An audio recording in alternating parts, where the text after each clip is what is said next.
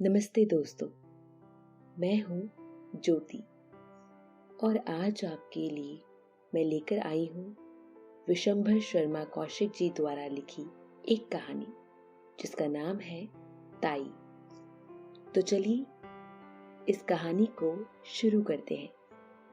ताऊ जी, हमें रेलगाड़ी ला दोगे? कहता हुआ एक पंचम वर्षीय बालक बाबू रामजी दास की ओर दौड़ा। बाबू साहब ने दोनों बाहें फैलाकर कहा, हाँ बेटा, ला देंगे। उनके इतना कहते कहते बालक उनके निकट आ गया। उन्होंने बालक को गोद में उठा लिया और उसका मुख चूम कर बोले, क्या करेगा रेलगाड़ी? बालक बोला, उसमें बैठकर बड़ी दूर जाएंगे। हम भी जाएंगे, चुन्नी को भी ले जाएंगे। बाबूजी को नहीं ले जाएंगे, हमें रेलगाड़ी नहीं ला देते। ताऊ जी, तुम ला दोगे ना? तो तुम्हें ले जाएंगे। बाबू, और किसे ले जाएगा? बालक दम भर सोच कर बोला, बच, और किसी को नहीं ले जाएंगे। पास ही बाबू रामजी दास की अर्धांगिनी बैठी थी। बाबू साहब ने उनकी ओर इशारा करके कहा, और अपनी ताई को नहीं ले जाएगा? बालक कुछ देर तक अपनी ताई की ओर देखता रहा। ताई जी? ताई जी उस समय कुछ चिड़ी हुई सी बैठी थी। बालक को उनके मुख का वह भाव अच्छा न लगा, अतः वह बोला, ताई को नहीं ले जाएंगे। ताई जी सुपारी काटती हुई बोली, अपने ताऊ जी को ही ले जा, मेरे ऊपर दया रख। ताई ने यह बात बड़ी रुखाई के साथ कही। बालक ताई के शुष्क व्यवहार को तुरंत ताड़ गया। बाबू साहब ने फिर पूछा, ताई को क्यों नहीं ले जाएगा? बालक, ताई हमें प्यार नहीं करती। बाबू, जो प्यार करे तो ले जाएगा। बालक को इसमें कुछ संदेह था। ताई के भाव देखकर उसे यह आशा नहीं थी कि वह प्यार करेगी, इससे बालक मौन रहा। बाबू साहब ने फिर पूछा, क्यों रे, बोलता नहीं? ताई प्यार करे तो रेल पर बिठाकर ले जाएगा। बालक ने ताऊ जी को प्रसन्न करने के लिए केवल सिर हिलाकर स्वीकार कर लिया, परंतु मुख से कुछ नहीं कहा। बाबू साहब उसे अपनी अर्धांगिनी के पास ले जाकर उनसे बोले, लो, इसे प्यार कर लो तो तुम्हें ले जाएगा।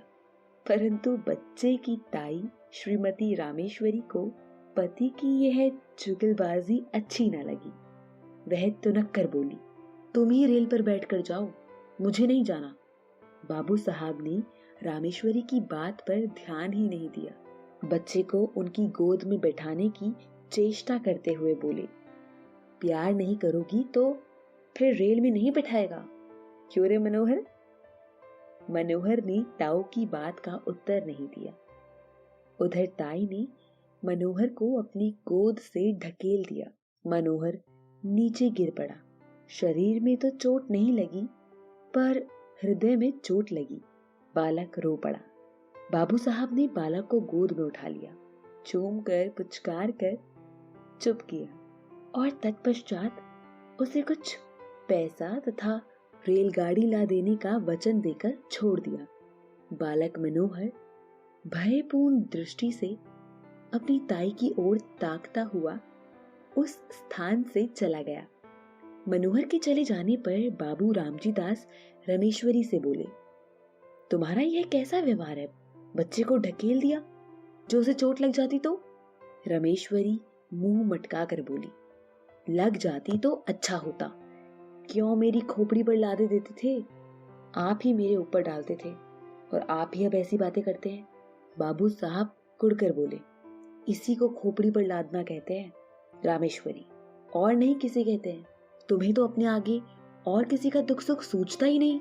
न जाने कब किसका जी कैसा होता है। तुम्हें उन बातों की कोई परवाह ही नहीं, अपनी चुहल से काम है। बाबू, बच्चों की प्यारी प्यारी बातें सुनकर तो चाहे जैसा जी हो प्रसन्न हो जाता है, मगर तुम्हारा हृदय ना जाने किस धातु का बना हुआ है। रामेश्वरी, तुम्हारा हो जाता होगा और होने को होता है, मगर वैसा बच्चा भी तो हो, पराये धन से भी कहीं घर भरता है? बाबू साहब कुछ देर चुप रहकर बोले, यदि अपना सगा भतीजा भी पराया धन कहा जा सकता है तो फिर मैं नहीं समझता कि अपना धन किसे कहेंगे। रामेश्वरी कुछ उत्तेजित होकर बोली, बातें बनाना बहुत आसान है। तुम्हारा भतीजा है, तुम चाहे जो समझो, पर मुझे ये बातें अच्छी नहीं लगती। हमारे भाग ही फूटे हैं, नहीं तो ये दिन काहे को देखने पड़ते। तुम्हारा चलन तो दुनिया से निराला है।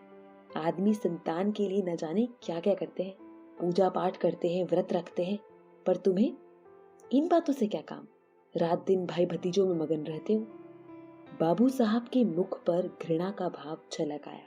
उन्होंने कहा, पूजा पाठ व्रत सब ढकोसला है। जो वस्तु भाग्य में नहीं, वह पूजा पाठ से कभी प्राप्त नहीं हो सकती। मेरा तो यह अटल विश्वास है। श्रीमती जी कुछ रुआंसे स्वर में बोली, इसी विश्वास ने सब चौपट कर रखा है। ऐसे ही विश्वास पर सब बैठ जाएं तो काम कैसे चले? सब विश्वास पर ही ना बैठे रहे। आदमी काहे को किसी बात के लिए चेष्टा करे। बाबू साहब ने सोचा कि मूर्ख स्त्री के मुंह लगना ठीक नहीं, अतः वे स्त्री की बात का कुछ उत्तर ना देकर वहीं से टल गए। बाबू रामजी दास धनी आदमी है, कपड़े की आड़त का काम करते हैं, लेन देन भी है। इनसे एक छोटा भाई है, उसका नाम है कृष्णदास। दोनों भाइयों का परिवार एक में ही है।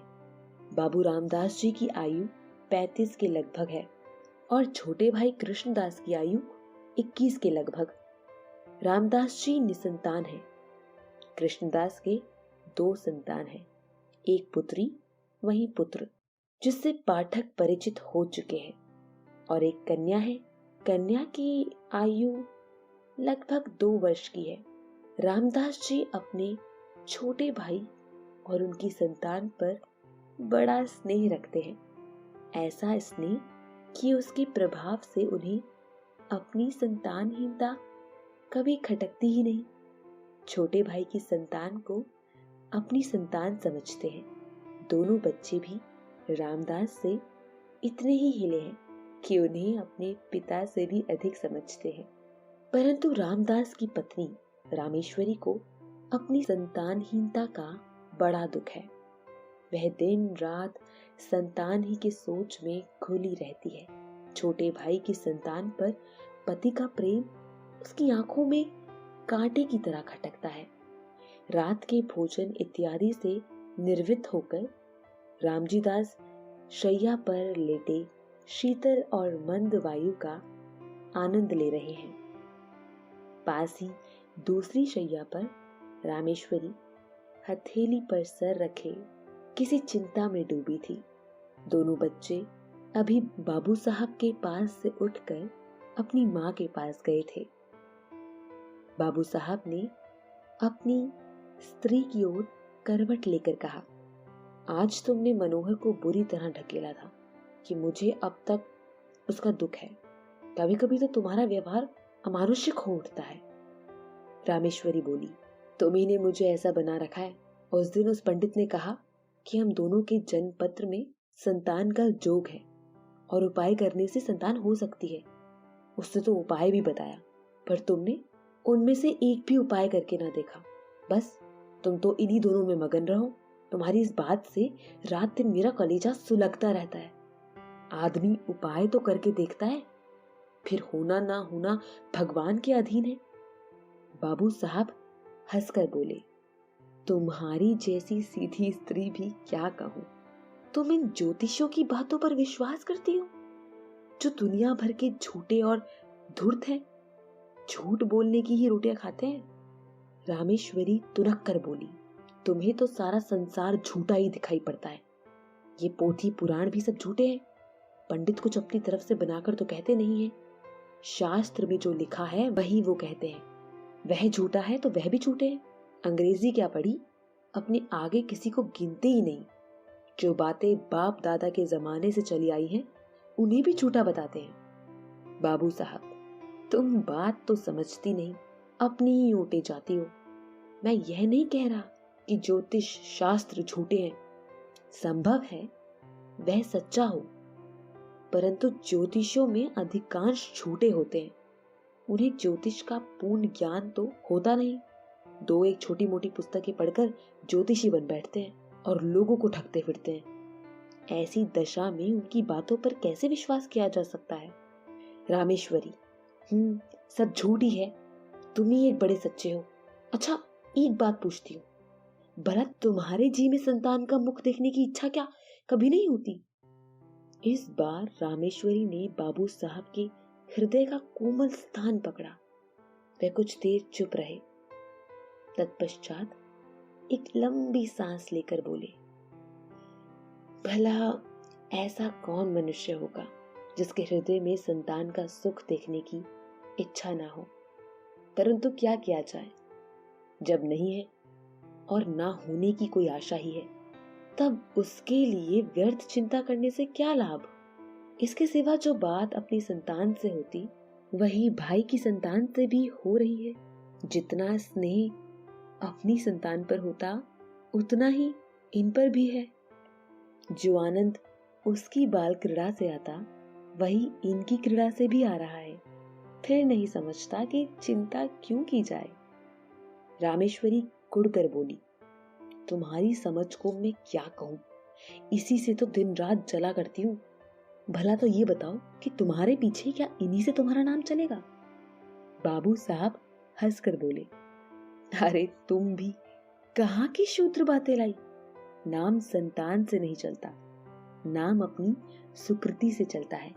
तुलसीदास को देश का बच्चा बच्चा जानता है। सूरदास को मरे कितने दिन हो चुके। इसी प्रकार जितने महात्मा हो गए हैं, उन सबका नाम क्या उनकी संतान की बदौलत चल रहा है? सच पूछो तो संतान से जितनी नाम चलने की आशा रहती है, उतनी ही नाम डूब जाने की संभावना रहती है। परंतु सुकृति एक ऐसी वस्तु है जिसमें नाम बढ़ने के सिवा घटने की आशंका रहती ही नहीं। हमारे शहर में राय गिरधारी लाल कितने नामी थे, उनकी संतान कहाँ है? पर उनकी धर्मशाला और अनाथालय से उनका नाम अब तक चल रहा है और अभी न जाने कितने दिनों तक चला जाएगा। रामेश्वरी, शास्त्र में लिखा है, जिनके पुत्र नहीं होता उनकी मुक्ति नहीं होती। बाबू, मुक्ति पर मुझे विश्वास नहीं। मुक्ति है किस चिड़िया का नाम? यदि मुक्ति होना भी मान लिया जाए, वो यह कैसे माना जा सकता है कि सब पुत्र वालों की मुक्ति हो ही जाती है? मुक्ति का भी क्या सहज उपाय है? ये कितने पुत्र वाले हैं, सभी को तो मुक्ति हो जाती होगी। रामेश्वरी निरुत्तर होकर बोली, अब तुमसे कौन बकवास करे, तुम तो अपने सामने किसी को मानते ही नहीं। मनुष्य का हृदय बड़ा ममता प्रेमी है, कैसी ही उपयोगी और कितनी ही सुंदर वस्तु क्यों ना हो, जब तक मनुष्य उसको पराई समझता है, तब तक उससे प्रेम नहीं करता। किंतु भद्दी से भद्दी और बिल्कुल काम में ना आने वाली वस्तु को यदि मनुष्य अपनी समझता है, तो उससे प्रेम करता है। पराई वस्तु कितनी ही मूल्यवान क्यों ना हो, कितनी ही उपयोगी क्यों ना हो, कितनी ही सुंदर क्यों ना हो, उसके नष्ट होने पर मनुष्य कुछ भी दुख का अनुभव नहीं करता, इसलिए कि वह वस्तु उसकी नहीं, पराई है। अपनी वस्तु कितनी ही भद्दी हो, काम में ना आने वाली हो, नष्ट होने पर मनुष्य को दुख होता है, इसलिए कि वह चीज अपनी है। कभी कभी ऐसा भी होता है कि मनुष्य पराई चीज से प्रेम करने लगता है। ऐसी दशा में भी जब तक मनुष्य उस वस्तु को अपना बनाकर नहीं छोड़ता अथवा हृदय में यह विचार नहीं कर लेता कि वह वस्तु मेरी है, तब तक उसे संतोष नहीं होता। ममतव से प्रेम उत्पन्न होता है और प्रेम से ममतव, इन दोनों का साथ चोली दामन का सा है। ये कभी पृथक नहीं किए जा सकते। यद्यपि रामेश्वरी को माता बनने का सौभाग्य प्राप्त नहीं हुआ था, तथापि उनका हृदय एक माता का हृदय बनने की पूरी योग्यता रखता था। उनके हृदय में वे गुण विद्यमान तथा अंतर्निहित थे जो एक माता के हृदय में होते हैं, परंतु उसका विकास नहीं हुआ था। उसका हृदय उस भूमि की तरह था जिसमें बीज तो पड़ा हुआ है, पर उसको सींचकर और इस प्रकार बीज को प्रस्फुटित करके भूमि के ऊपर लाने वाला कोई नहीं। इसलिए उसका हृदय उन बच्चों की ओर खिंचता तो था, परंतु जब उसे ध्यान आता था कि ये बच्चे मेरे नहीं दूसरे के हैं, तब उसके हृदय में उनके प्रति द्वेष उत्पन्न होता था, घृणा पैदा होती थी। विशेषकर उस समय उनके द्वेष की मात्रा और भी बढ़ जाती थी जब वह यह देखती थी कि उनके पतिदेव उन बच्चों पर प्राण देते हैं जो उनके नहीं हैं। शाम का समय था। रामेश्वरी खुली छत पर बैठी हवा खा रही थी। पास उनकी देवरानी भी बैठी थी। दोनों बच्चे छत पर दौड़ दौड़ कर खेल रहे थे। रामेश्वरी उनके खेल को देख रही थी। इस समय रामेश्वरी को उन बच्चों का खेलना कूदना बड़ा भला मालूम हो रहा था। हवा में उड़ते हुए उनके बाल कमल की तरह खिले, उनके नन्हे नन्हे मुख, उनकी प्यारी प्यारी तोतली बातें, उनका चिल्लाना, भागना, लौट जाना इत्यादि क्रीड़ाएं उसके हृदय को शीतल कर रही थी। सहसा मनोहर अपनी बहन को मारने दौड़ा। वह खिलखिलाती हुई दौड़कर रामेश्वरी की गोद में जा गिरी।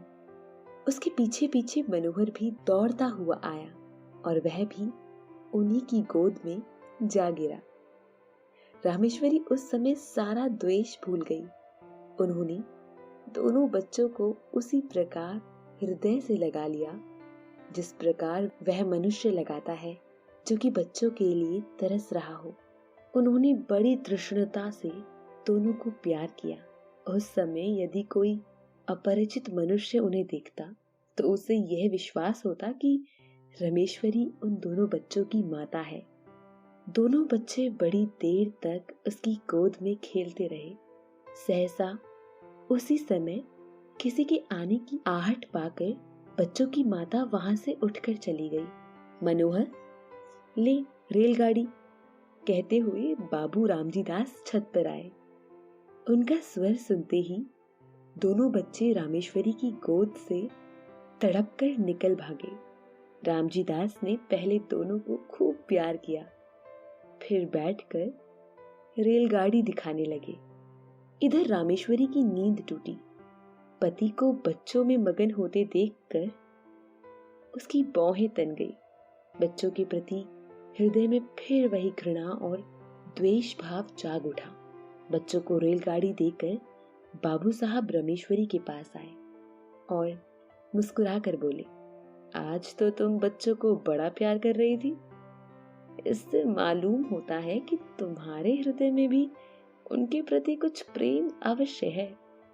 रामेश्वरी को पति की यह बात बहुत बुरी लगी। उसे अपनी कमजोरी पर बड़ा दुख हुआ। केवल दुख ही नहीं, अपने ऊपर क्रोध भी आया। वह दुख और क्रोध पति के वाक्य से और भी बढ़ गया। उसकी कमजोरी पति पर प्रकट हो गई। यह बात उसके लिए असहनीय हो उठी। रामजी दास बोले, इसीलिए मैं कहता हूं कि अपनी संतान के लिए सोच करना व्यर्थ है।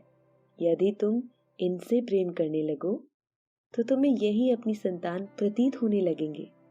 मुझे इस बात से प्रसन्नता है कि तुम इनसे स्नेह करना सीख रही हो। यह बात बाबू साहब ने नितांत हृदय से कही थी, परंतु रामेश्वरी को इसमें व्यंग की तीक्ष्ण गंध मालूम हुई। उन्होंने कुढ़कर मन में कहा, इन्हें मौत भी नहीं आती, मर जाएं, पाप कटे। आठों पहर आंखों के सामने रहने से प्यार को जी ललचा ही उठता है। इनके मारे कलेजा और भी जला करता है। बाबू साहब ने पत्नी को मौन देखकर कहा, अब छेपने से क्या लाभ। अपने प्रेम को छिपाने की चेष्टा करना व्यर्थ है। छिपाने की आवश्यकता भी नहीं। रामेश्वरी जल भुन कर बोली, मुझे क्या पड़ी है जो मैं प्रेम करूंगी? तुम्ही को मुबारक रहे।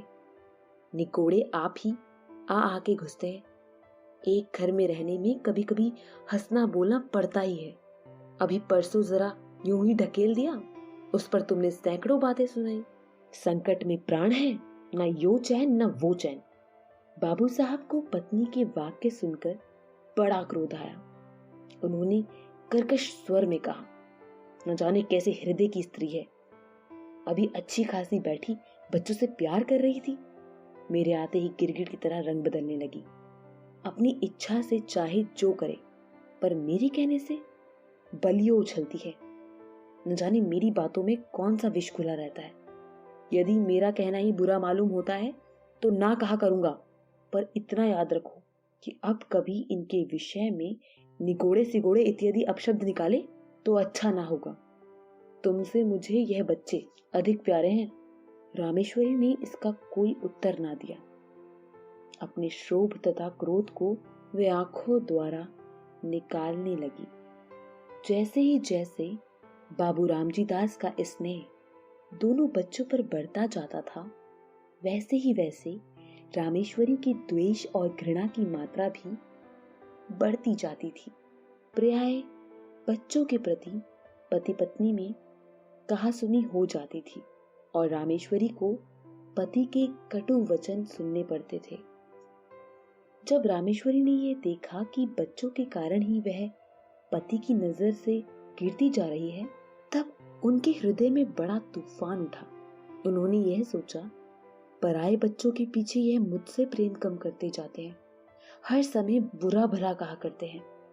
इनके लिए ये बच्चे ही सब कुछ है, मैं कुछ भी नहीं। दुनिया मरती जाती है पर दोनों को मौत नहीं। ये पैदा होते ही क्यों ना मर गए, ना ये होते ना मुझे ये दिन देखने पड़ते। जिस दिन ये मरेंगे उस दिन घी के दिए जलाऊंगी। इन्होंने ही मेरे घर का सत्यानाश कर रखा है। इसी प्रकार कुछ दिन व्यतीत हुए। एक दिन नियम अनुसार रामेश्वरी छत पर अकेली बैठी हुई थी।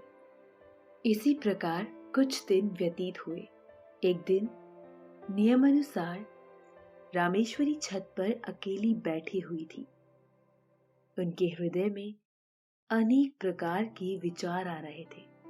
विचार और कुछ नहीं, अपनी निज की संतान का अभाव, पति का भाई की संतान के प्रति अनुराग इत्यादि।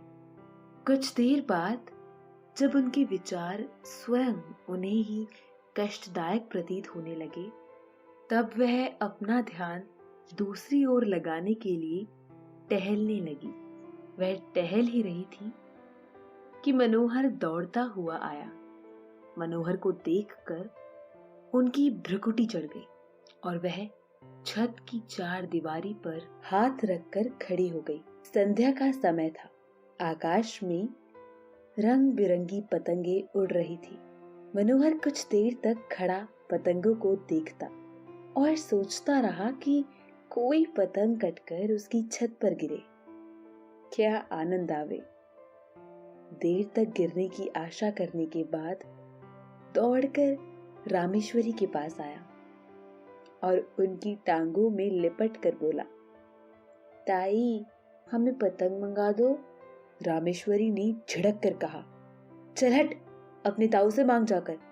मनोहर कुछ अप्रतिभ सा होकर फिर आकाश की ओर ताकने लगा। थोड़ी देर बाद उससे फिर रहा न गया। इस बार उसने बड़े लाड में आकर अत्यंत करुण स्वर में कहा, ताई मंगा दो, हम भी उड़ाएंगे। इस बार उसकी भोली प्रार्थना से रामेश्वरी का कलेजा कुछ पसीज गया। वह कुछ देर तक उसकी ओर स्थिर दृष्टि से देखती रही। फिर उन्होंने एक लंबी सांस लेकर मन ही मन कहा, यह मेरा पुत्र होता तो आज मुझसे बढ़कर भाग्यवान स्त्री पूरे संसार में दूसरी ना होती। निगोड़ा मरा, कितना सुंदर है और कैसी प्यारी प्यारी बातें करता है। यही जी चाहता है कि उठाकर छाती से लगा लूं। यह सोचकर वह उसके सिर पर हाथ फेरने वाली ही थी कि इतने में उन्हें मौन देखकर बोला, तुम हमें पतंग नहीं मंगवा दोगी तो हम ताऊजी से कहकर तुम्हें पिटवाएंगे। यद्यपि बच्चे की इस भोली बात में भी मधुरता थी, तथापि रामेश्वरी का मुंह क्रोध के मारे लाल हो गया। वह उसे झिड़क कर बोली, जा कह दे अपने ताऊजी से, देख के वह मेरा क्या कर लेंगे। मनोहर भयभीत होकर उसके पास से हटाया और फिर सतृष्ण नेत्रों से आकाश में उड़ती हुई पतंगों को देखने लगा। इधर रामेश्वरी ने सोचा, यह सब ताऊजी के दुलार का फल है कि बालिशत भर का लड़का मुझे धमकाता है। ईश्वर करे इस दुलार पर बिजली टूटे। उसी समय आकाश से एक पतंग कटकर उसी छत की ओर आई और रामेश्वरी के ऊपर से होती हुई छज्जे की ओर गई। छत के चारों ओर चार दीवारें थी जहां रामेश्वरी खड़ी हुई थी। केवल वहां पर एक द्वार था जिससे छज्जे पर आ जा सकते थे। रामेश्वरी उस द्वार से सटी हुई खड़ी थी। मनोहर ने पतंग को छज्जे पर जाते देखा। पतंग पकड़ने के लिए वह दौड़कर छज्जे की ओर चला। रामेश्वरी खड़ी देखती रही। मनोहर उसके पास से होकर छज्जे पर चला गया और उससे 2 फीट की दूरी पर खड़ा होकर पतंग को देखने लगा। पतंग छज्जे पर से होती हुई नीचे घर के आंगन में जा गिरी। एक पैर छज्जे की मुंडेर पर रखकर मनोहर ने नीचे आंगन में झांका और पतंग को अपने आंगन में गिरते देख वह प्रसन्नता के मारे फूला ना समाया। वह नीचे जाने के लिए शीघ्रता से घूमा, परंतु घूमते समय मुंडेर पर से उसका पैर फिसल गया और वह नीचे की ओर चला। नीचे जाते जाते उसके दोनों हाथों में मुंडेर आ गई। वह उसे पकड़कर लटक गया और रामेश्वरी की ओर देखकर चिल्लाया, ताई। रामेश्वरी ने धड़कते हुए हृदय से इस घटना को देखा। उसके मन में आया कि अच्छा है, मरने दो, सदा का पाप कट जाएगा। यही सोचकर वह एक क्षण रुकी। इधर मनोहर के हाथ मुंडेर पर से फिसलने लगे। वह अत्यंत भयभीत था तथा करुण नेत्रों से रामेश्वरी की ओर देखकर चिल्लाया। रामेश्वरी की आंखें मनोहर की आंखों से जा मिली। मनोहर की वह करुण दृष्टि देखकर रामेश्वरी का कलेजा मुंह में आ गया। उन्होंने व्याकुल होकर मनोहर को पकड़ने के लिए अपना हाथ बढ़ाया। उनका हाथ मनोहर के हाथ तक पहुंचा ही कि मनोहर के हाथ से मुंडेर छूट गई और वह नीचे आ गिरा। रामेश्वरी चीख मारकर छज्जे पर गिर पड़ी। रामेश्वरी 1 सप्ताह तक बुखार से बेहोश पड़ी रही। कभी कभी जोर से चिल्ला उठती और कहती, देखो देखो वह गिरा जा रहा है, उसे बचाओ, दौड़ो, मेरे मनोहर को बचा लो। कभी वह कहती, बेटा मनोहर, मैंने तुझे नहीं बचाया। हाँ, मैं चाहती तो बचा सकती थी, देर कर दी। इसी प्रकार के प्रलाप वह किया करती। मनोहर की टांग उखड़ गई थी, टांग बिठा दी गई। वह क्रमशः फिर अपनी असली हालत पर आने लगा। 1 सप्ताह बाद रामेश्वरी का बुखार कम हुआ। अच्छी तरह होश आने पर उन्होंने पूछा, मनोहर कैसा है? रामजी दास ने उत्तर दिया, अच्छा है। रामेश्वरी, उसे पास लाओ। मनोहर रामेश्वरी के पास लाया गया। रामेश्वरी ने उसे बड़े प्यार से हृदय से लगाया। आंखों से आंसू की झड़ी लग गई। हिचकियों से गला रुत गया। रामेश्वरी कुछ दिनों बाद पूर्ण स्वस्थ हो गई। अब वह मनोहर और उसकी बहन चुन्नी से द्वेष नहीं करती और मनोहर तो अब उसका प्राणाधार हो गया। उसके बिना उसे एक क्षण भी कल नहीं पड़ती। तो ये थी आज की कहानी। आशा है आपको अच्छी लगी होगी। आगे और भी हम ऐसी कहानियां आपके लिए जरूर लेकर आएंगे, लेकिन तब तक के लिए आप हमारे साथ बने रहें। धन्यवाद।